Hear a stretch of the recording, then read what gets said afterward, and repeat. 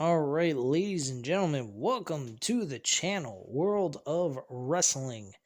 Here today to discuss about AEW Dynamite, January 5th, 2022 review. My thoughts on this show is it was a very solid show, very entertaining, good action. Most importantly, that World Championship match was entertaining as fuck. My only problem with that match was they brought in judges. And it really doesn't make a lot of sense to bring in the judges into this matchup but not have it go to a judge's scorecard.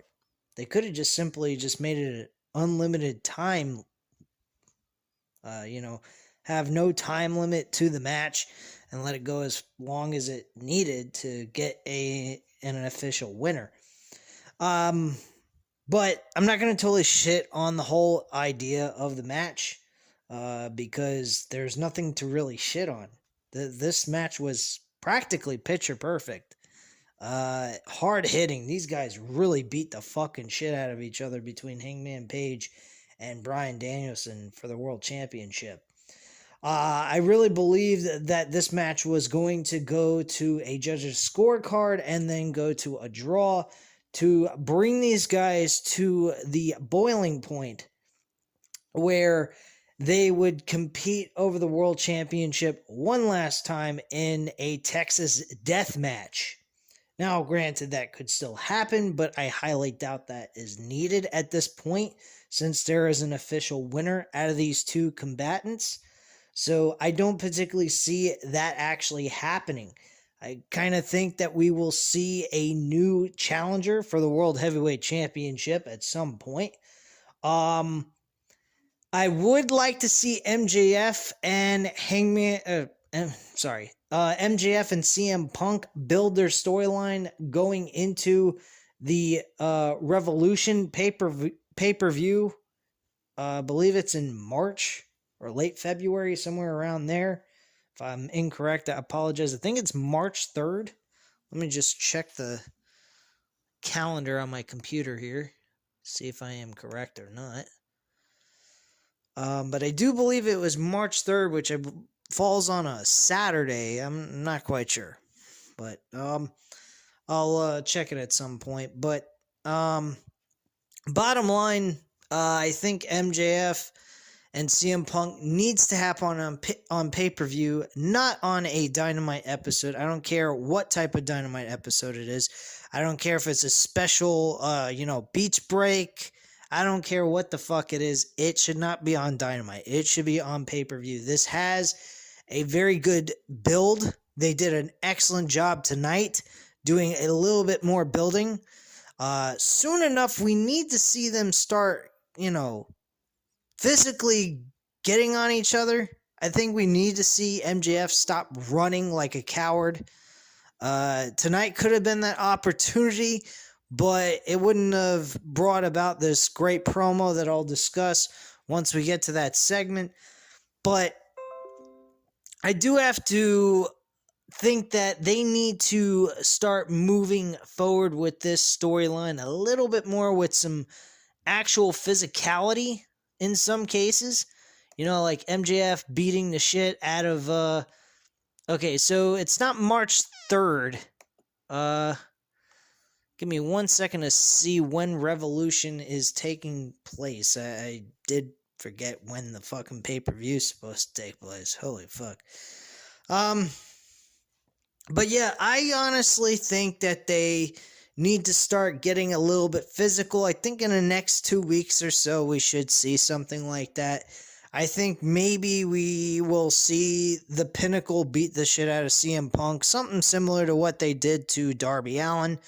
And this will take CM Punk off television for a while and will lead for CM Punk to come back, get physical with him, and we will officially have the match take place at the pay-per-view. That's what I think would be the best thing for them to do at this point. Not to mention, COVID has been hitting pro wrestling pretty hard. Same thing with other sports. I mean, hockey, basketball, football. I mean, they're getting eaten alive by this COVID shit. So, I mean, there's a lot of concern going on with that. I mean, there's a couple of guys that have been out with COVID. The Young Bucks are out with COVID. They weren't on television tonight because of that. I mean, there's a lot of stuff going on in with COVID, and it's affecting a lot of things. And you can't take chances, even if they're asymptomatic. You can't let them in the building. I mean, God help us all. Because some people might actually get the symptoms and be really fucking sick anyway. But I mean, it is weird. What's going on in the world today with this whole virus situation? It's fucking up a lot of things.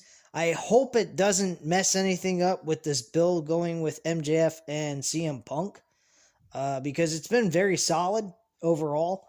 A lot of entertaining shit going on with that, especially the promo work, man. These two guys, promo work wise, has been great. I think CM Punk has brought out the best in MJF. Not that MJF needs any help, but it's just helped elevate him to a whole nother level with being along with CM Punk in this storyline. Now, if they stop having him run away like a fucking Miz, which is what it's starting to remind me of as the Miz in a way, because Miz usually runs away from his opponent all the time, does cheap shots and bullshit, which I don't particularly like. I think MJF deserves a little bit better than that, than running away like a coward. I think he needs to just beat the fuck out of CM Punk, put him out of action for a while. He can have a 4-on-1 beatdown. I don't have any problems with that. There's actually more than 4. There's also Warlow, so it'd be a 5-on-1. So I mean, if you have a 5-on-1 beatdown, I don't have a problem with that. I mean, look at the 4 Horsemen, the Evolution. Evolution had 4-on-1 beatdowns all the time. They dominated their opponents with multiple gang beat-ups.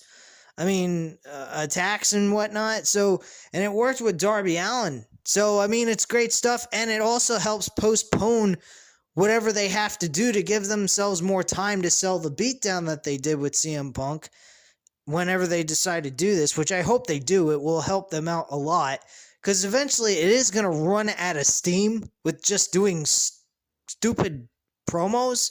I mean, they're great. Don't get me wrong. But eventually people are going to get to the point where, when are they going to get physical? So I kind of think in the next week or two, we should see them get physical. And in that case, I would have it get so physical that CM Punk gets the severe beatdown, taking him off television for about 2 weeks. Maybe a little bit more than that. Do a severe beatdown. Make him bloody if you want. I mean, get creative with the attack and just have him taken off television. Let him go rest off, have him not have to worry about doing anything for a while. It also will possibly prevent them from having any issues with COVID, possibly, because, CM Punk could just stay at home, chill out, do his thing with Cage Fury Fighting, which actually, by the way, guys, he does do announcing for MMA on UFC Fight Pass. I watched the promotion he does commentary on. He's pretty good. And let him just do that for a little while and then let him come back. That's what I would pretty much do at this point. This whole COVID thing has got me a little concerned about some of the storylines they got going on here that's pretty good. And this is definitely one of them. So I just hope this virus does not fuck anything up with what they've done so far. Only time will tell at this point. But overall, this was a good show, especially the tag team title match, which was the main event. Was the Lucha Brothers versus Jungle Express or Jurassic Express. And I gotta say, guys, it was a good match. Really good tag team match. A lot of notes that WWE ought to take for tag team wrestling. Not even just that. They really ought to go ahead and take note on how to build a tag team division, because they are fucking shit. Fuck, man. There's been so much news going on with WWE. I haven't even reported on here. I'm thinking that, I know I talked to you guys about doing a random wrestling talk live stream episode at some point. Probably like the first day of the year, which I didn't, unfortunately. So I apologize about that. And I also mentioned possibly January 3rd. I will definitely at some point this month will post one of those type of episodes and start trying to do them on a weekly basis and fit that in my work schedule for this channel. So I will try to stay consistent with that. And those will be live anytime I do them. So you guys will have notification about that. So keep an eye out for those. I may do one on not January 8th because I got to do the Battle of the Belts this coming Saturday. So I won't be able to do that. I will be doing a review on that. Plus also I got Rampage and SmackDown to do. I did not do Raw this week. The whole thing around Brock Lesnar was pretty good from what I heard. But other than that, I mean, nothing in Raw was all that important. I guess I could watch it on Hulu or some shit and just skimp around on Hulu on Monday Night Raw's episode this past week and see what happened. But other than that, I don't particularly care about watching Monday Night Raw. SmackDown's dreadful enough, but at least it's only 2 hours instead of 3, so it's a little bit more bearable. Yeah, I'm not too keen on watching fucking WWE content anymore. I just do it because you guys enjoy the rants, and that's pretty much what I do it for. I do it for entertainment. I don't even take that shit seriously anymore. It is so pointless taking that stuff seriously and really trying to, come up with logic. Well, I mean, I have the logic and everything. You guys know that. But, I mean, personally, trying to give out logical reasoning to help this company get on its feet and, get back in the groove of things. It's been done so many... I've just done it for so many years, talked about it and all that shit. That's like, what the hell's the point? They don't listen to their fan base. They're losing their fan base as it is. They either maintain it or lose it. So, like, who the fuck cares? It's really a load of shit. I'm not barking up the tree saying AEW is great. Their ratings are not all that great either. They were at one point at over 1 million per episode. Now they're slightly under 1 million. They're maintaining and sometimes, going up and sometimes just going down. So, I mean, they're not doing much different than what WWE is doing in the ratings. So, it ain't based on quality of the show. It's based on whether or not people are truly wanting to tune in. My personal feelings on AEW, what they are missing is that jolt of electricity in their show. And I'm not talking about wrestling base. I'm not talking even about storylines. I'm talking about characters. They need some characters on this show that brings the show out, make it stand out. I mean, they have amazing in-ring performers. Absolutely, no doubt about it. The best of the best that you can ask for in the wrestling world. The problem is, I think a lot of people are looking for that larger-than-life character. And it's very hard to find these days. Not too many people are different. They're very much the same.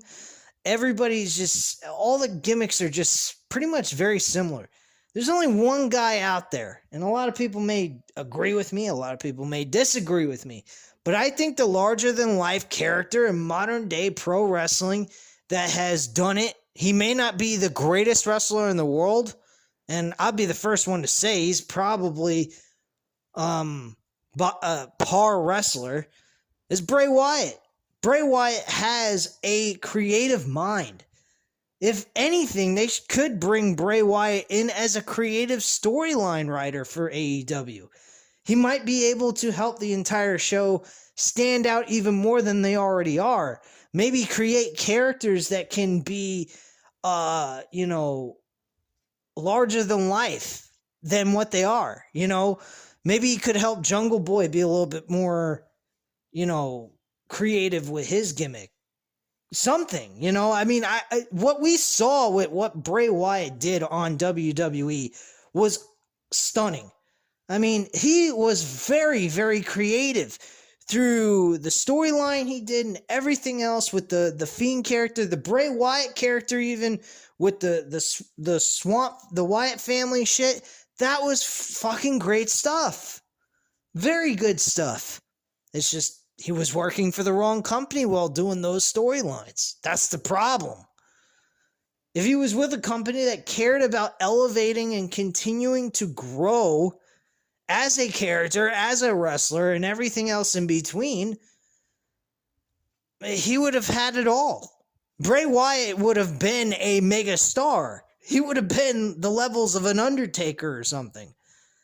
But they failed him miserably. Same with Aleister Black. Aleister Black, now Malachi Black on AEW, he went from doing some good stuff, and now all of a sudden tonight he was wrestling fucking Brian Pillman Jr. in a stupid storyline where he randomly chose Julia Hart and spit in her face with some blinder. She's wearing a fucking pirate's cap over his eye, a patch over her eye. I mean, come on, man.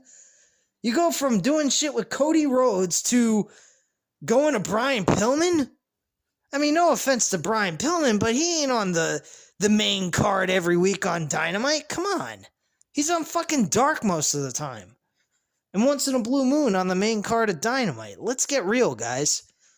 He's lucky if he even sees Rampage main card. I mean, come on. It's ridiculous. But yeah, I'm not liking what they're doing with Malachi Black right now. It's just temporary, though. I think this is just a temporary thing. I don't think we're going to see this. Hopefully, this was the last night we'll see this storyline continue between Brian Pillman and the Varsity Blondes and everything with Malachi Black. Because if it isn't, I'll be very disappointed with AEW creatively. I don't see them doing something like that.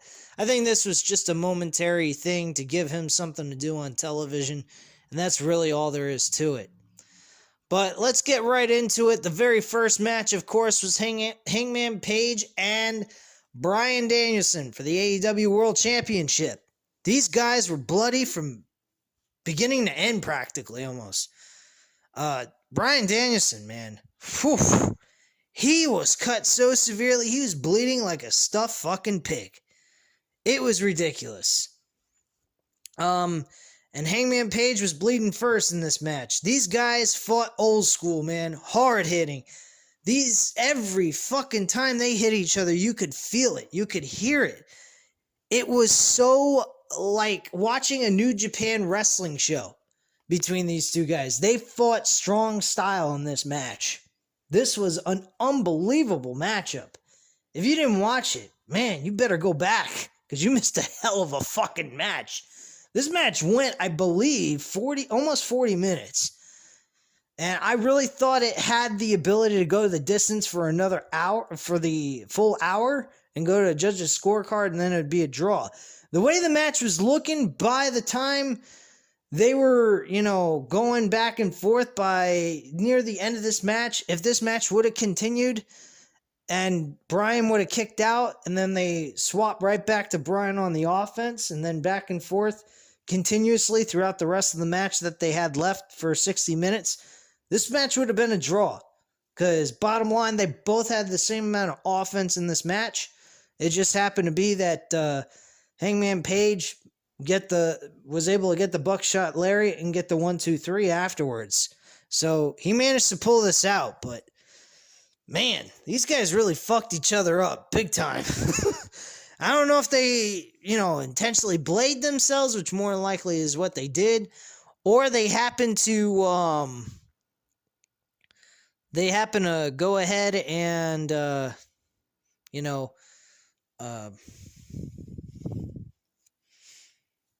hold on a second. I'm trying to think what the fuck I want to say. I was kind of flipping through the result page of this Dynamite episode. But yeah, these guys fought to the bitter end, and seriously, if that pinfall wouldn't have worked, and he would have kicked out, to me, it would have been a draw.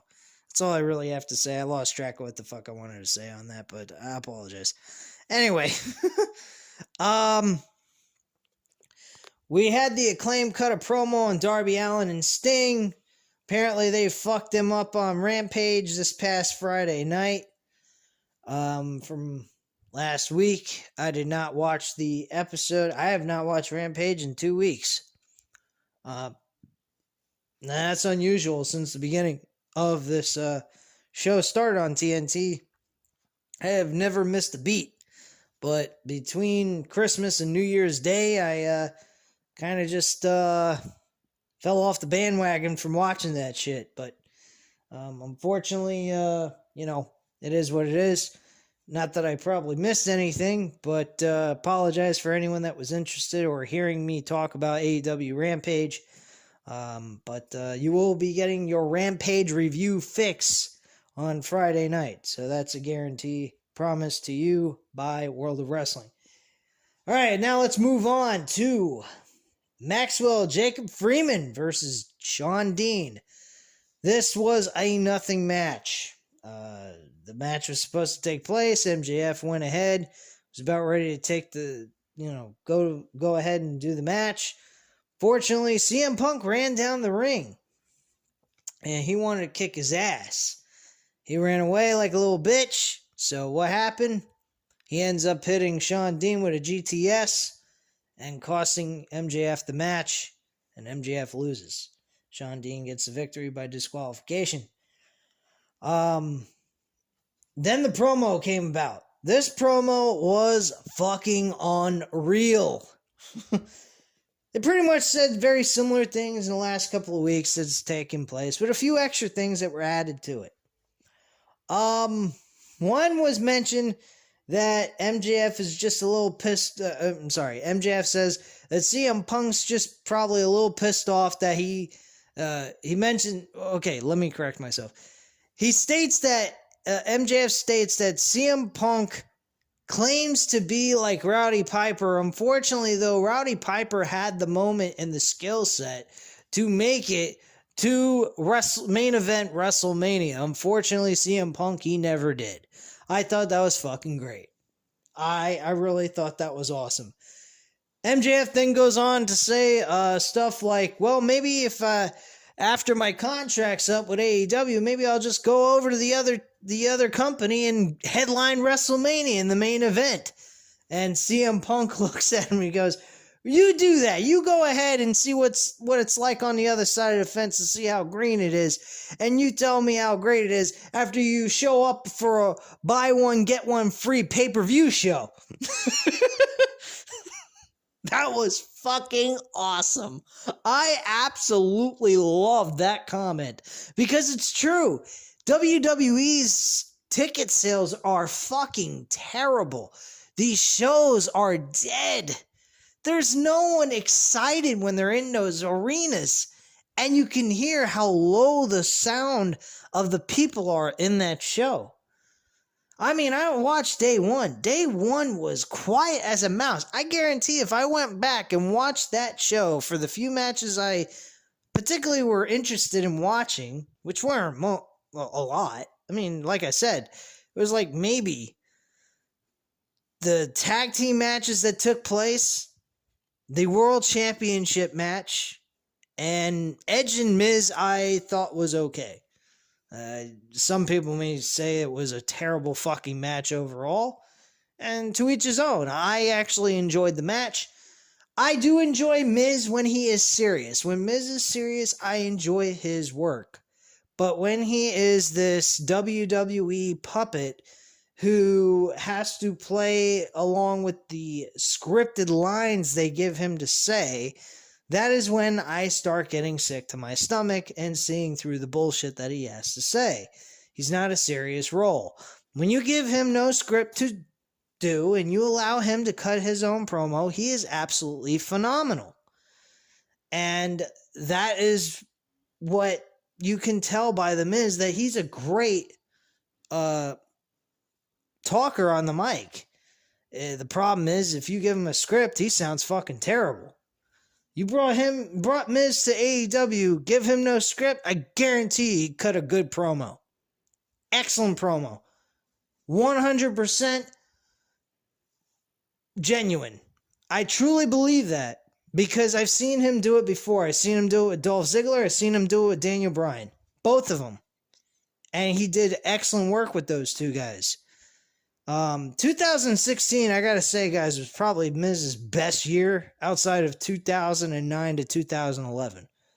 From mid-card to main event, and then after he dropped the title of John Cena at the Extreme Rules 2011 pay-per-view, he was shit after that. He never recovered. He was garbage. And that match he had with John Cena at WrestleMania 27 was garbage. That was fucking shit. I will never say that match was good. If anything, that match killed The Miz's career practically in the main event scene. So, that's just my look on that. You guys might have a different opinion. If you do, totally fine. I mean, I know Miz is not a popular wrestler, but I think Miz is underutilized, and if they gave him no script, people will like him a hell of a lot more. So, that's just the way I feel. Anyway, pretty much the script went, the story went back and forth with these two guys on the mic. They cut some excellent shit, but that stuff about WrestleMania was unbelievable. I thought that was funny as hell. But yeah, CM Punk said, yeah, you can go over to the other sides and work for the company that does the buy one, get one free offers for pay-per-views and shit. And then you can come back over here and I can beat your ass again. Or beat your ass when you come back. Whatever. But bottom line is, CM Punk's whole purpose of this is, I want to kick your ass. And the bottom line is, that is what needs to happen for these two men to move forward to determine who's going to face for the World Championship. This match is it. It has to happen, and it will happen, of course, or they wouldn't keep pushing it down our throats. Not that I have any problem with them doing that, because this stuff has been very good. The only real worry I might have is the actual execution of the match. MJF is not the best in-ring technician wrestler. Is he good? Yeah, absolutely. I'm not going to say he's terrible.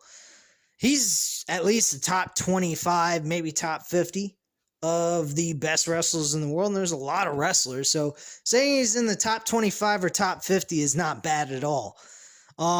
So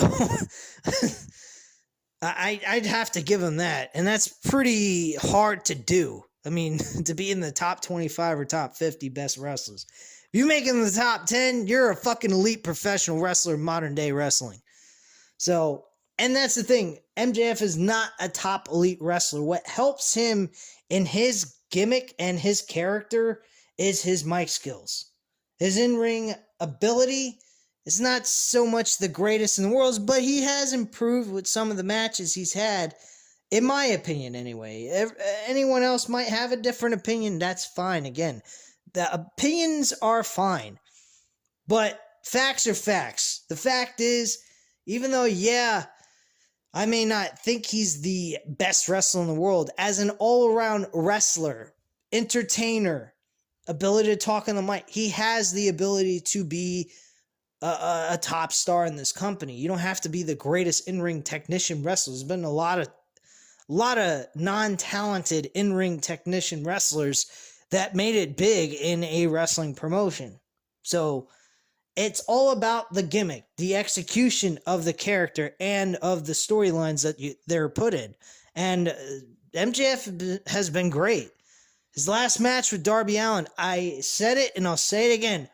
Best match on the entire fucking card of Full Gear from this past pay-per-view that we had in November of 2021. So you can't debate that with me at all, and I think that had a lot to do with Darby Allin, but I think also it had a lot to do with MJF's in-ring improvement. And that's all I have to say on that, so that's that. Cody Rhodes also was mentioned tonight that he will be defending the title against Sammy Guevara in the Battle of the Belts. I'm not 100% sure on all the title matches that will be taking place on January 8th, but I believe the Women's Championship and the TNT title is guaranteed to take place. Other than those two matches, I'm not 100% sure what else is going to be on this card. But from what I believe, this show is only an hour, so probably the only thing they'll be able to add in there is one extra match, and that's about it. So who knows, really? And probably these will be the only two matches. They'll be given like 40 minutes each, and there you go. There's your hour show. Well, actually, no, that would go over an hour.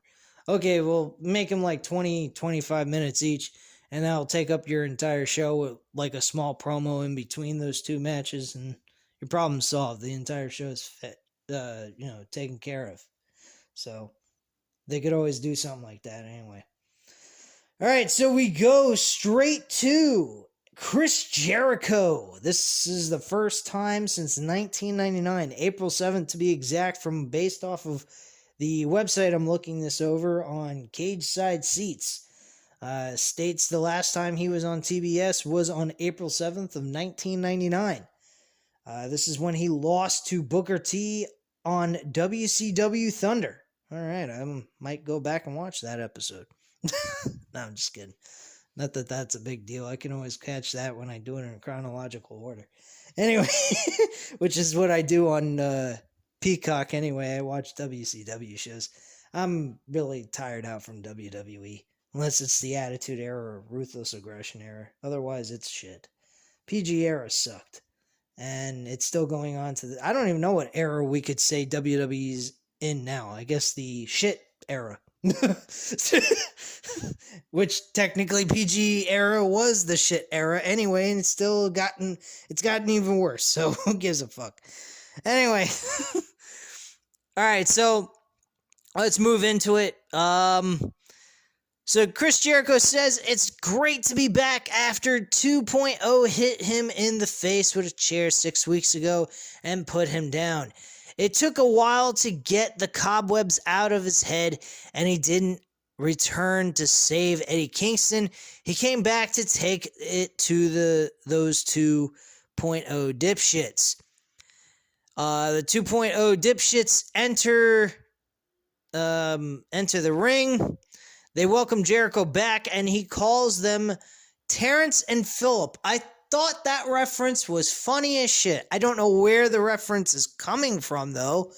I know that it's from South Park, but with the two Canadian comedians with their heads flopping up and down. But what I don't understand is, why is he calling them Terrence and Phillip? Are they Canadians or something? If they are, then that would make possible sense to call them Terrence and Phillip, since they're two fucking retards. But to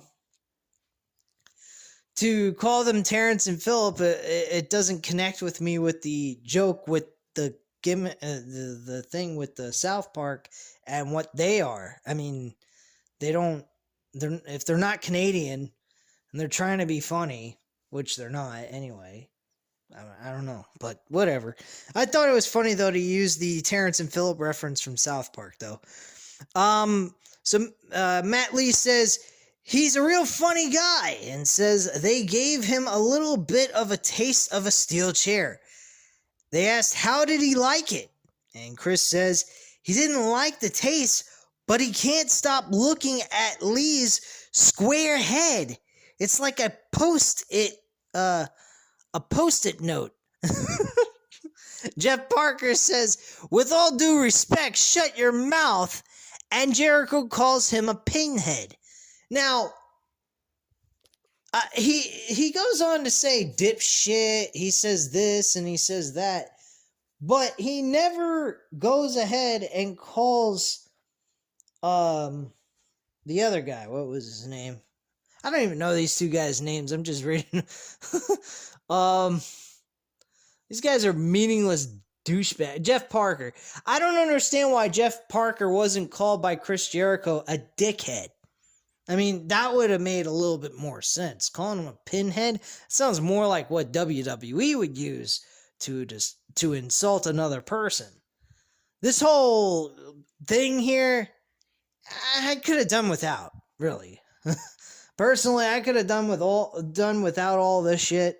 This felt a little bit like a WWE promo, but not so much. It still had a touch of AEW in it, but it did feel a little childish with some of the things they were saying. But it was humorous somewhat, but it was just not the level of what AEW does on a regular basis. This was a little bit below par to me. I didn't particularly care for this all that much because it felt too much of a WWE type of promo, the way they were cutting it. But it still did feel adult-like, and it wasn't insulting my intelligence so much like WWE does, but still, I did not particularly care for the lingo bullshit they had to say. So this led from one thing to the next, and Jericho whipped out Floyd the baseball bat, and he tried to swing away, hit one of them with it, but the other managed to duck the shot, and then Daniel Garcia came in for the save. This eventually led to a 3-on-1 beatdown on Chris Jericho, leading to Santana Ortiz plus Eddie Kingston to come to the rescue of Chris Jericho. And this left 2.0 and Daniel Garcia to leave the ring, and that was that. So, not much there. But particularly think that we are going to see 2.0 and 2.0 versus Chris Jericho and Eddie Kingston at some point in the future. So this is probably going to be a Rampage type of match. I don't particularly see this as a pay-per-view matchup for Chris Jericho or Eddie Kingston for that matter. I don't think either one of these two deserve to have to face these two guys on a major pay-per-view event. So I don't think that's something we're going to see. Hopefully. I would hope not. But anyway, no big deal. Anyway, we move on to we had Cole Adam Cole has a backstage segment with Red Dragon. Adam Cole says they had a great time backstage together last week, and he knows that Kyle O'Reilly didn't mean to kick him in the face. It was an accident, but the Young Bucks making the save was no accident, and together they are stronger than ever. Cole also refers to Jake Atlas and challenges him to a match on Rampage and offers him a one-way ticket back to Orlando to prove that he's still the guy. And that's pretty much that. This match with Jake Atlas and Adam Cole, baby, it should be okay. I don't think Jake Atlas is terrible, but he's very vanilla. And what I mean by vanilla, I'm not saying like a vanilla midget or anything like that. I'm just saying that Jake Atlas is very bland, very boring. Nothing about him stands out as a character. In-ring wrestling-wise, from what I saw in the highlights, thought wasn't bad. But gimmick-wise, I remember him on NXT. He didn't do all that much for me. Maybe things will change on AEW, but who knows? We'll have to see what happens. Anyway, we had Antonio Zambrano versus Warlow. Obviously, we know what the hell happened here. This was multiple power bombs. They're not really utilizing Wardlow in the best way possible, utilizing all the moves he could possibly do to an opponent, like you would normally do with an enhancement talent against another professional wrestler that's on the main card of the show. I'm not particularly liking what they're doing. Wardlow is not really progressing on the show all that much.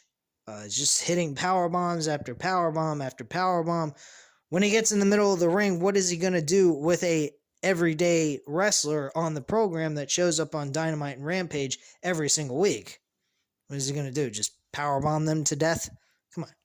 Let's get real. This guy's got to do other moves besides a fucking power bomb. It's getting a little annoying.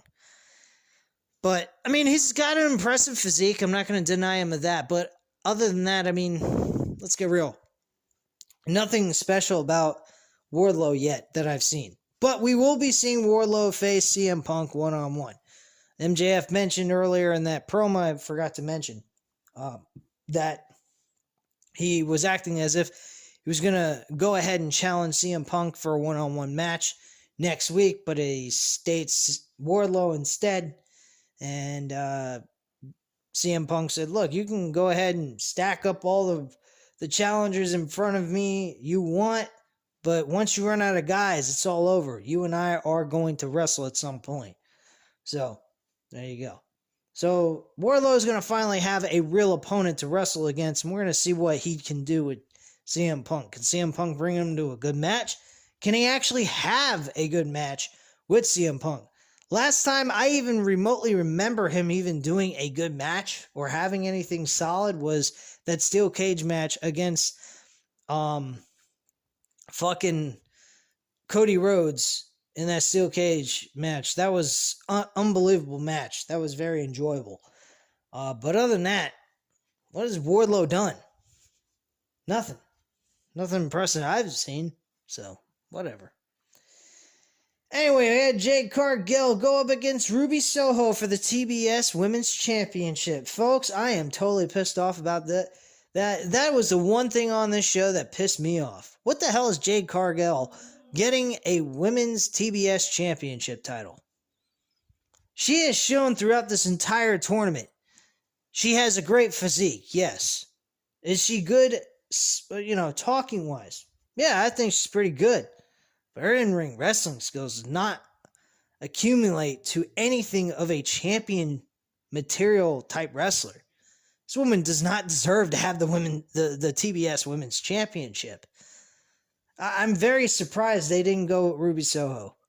This is a very disappointing choice.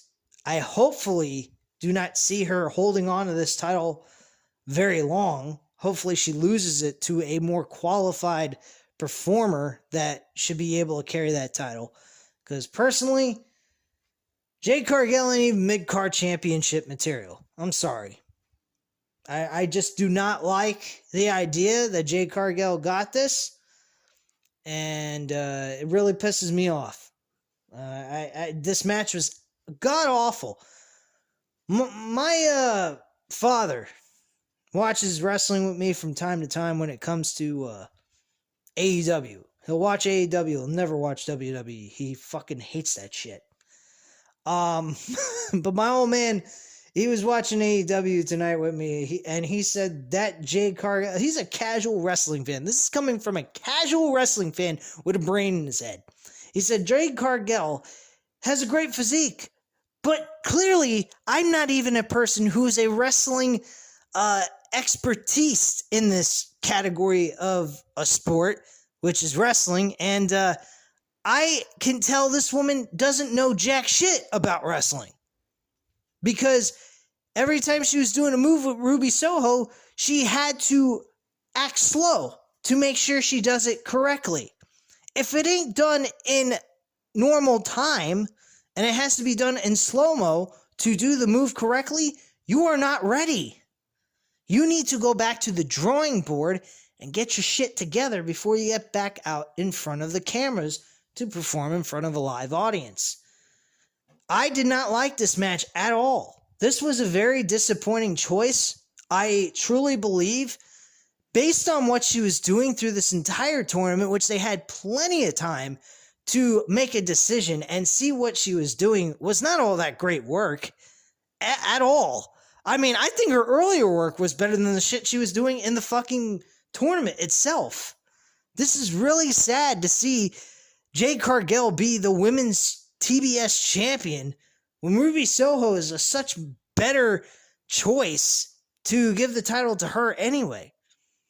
And she overcame Nyla Rose, but she couldn't overcome fucking... I'd have given Nyla Rose the fucking title if you really want to get down to it. I'd have given her the damn title before I give it to Jade Cargill, who's fucking slow as shit in the ring, doesn't seem to know what the hell she's doing, but yet you're going to give her the title? That was the dumbest move I ever seen. That was probably the worst thing I saw on this show tonight. That pissed me off. But yeah, she wins this matchup, and I think that's terrible. Alright, moving on. Jim Ross has a sit-down interview with Serena Deeb. This was actually a good promo interview. I really liked what she had to say. She sounded very serious. She was fucking... This storyline, It's not a big deal. I mean, it's just based on wrestling matches these two have had with each other the last 2 times they fought. That's all this is based on. It's very simplistic. Not that there's anything wrong with that, but it's not been highlighted as a major important storyline on their program. So, I mean, it is what it is. But she kind of made some references of being the best worker in the women's division. And that's funny. And she was also calling herself the professor. The professor of the women's division. Now, folks, we do realize that we have Dr. DMD, the dentist, Britt Baker, as our women's champion. This is definitely a high sign to me that she is definitely going to be getting a world championship opportunity against Britt Baker very soon. Probably by pay-per-view. I truly think that she's going to win this match against Shida. She's going to defeat her in this round 3 match that they're having. And then we're going to see her move on to the women's championship. That's what I see happening. Does Serena Deeb beat Britt Baker? I don't know about that one. It's possible. It is. But let's get real.